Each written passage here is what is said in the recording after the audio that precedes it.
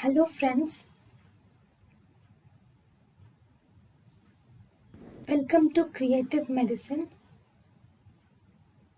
In this lecture, we will learn about Next, in primary angle closure glaucoma, if you see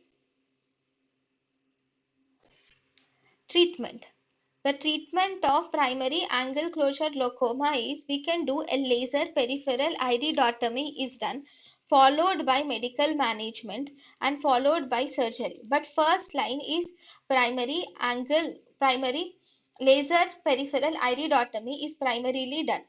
So here you will cut the piece. So if this is the lens, you will do a dissection, or what do you say, a part is dissected from the iris so that this aqueous humor can easily be drained into the trabecular meshwork.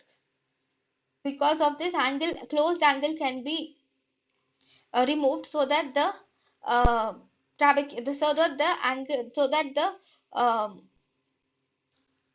aqueous humor present in the posterior chamber easily drains into the trabecular meshwork. So we put a hole, or we dissect some part of iris in laser peripheral iridotomy.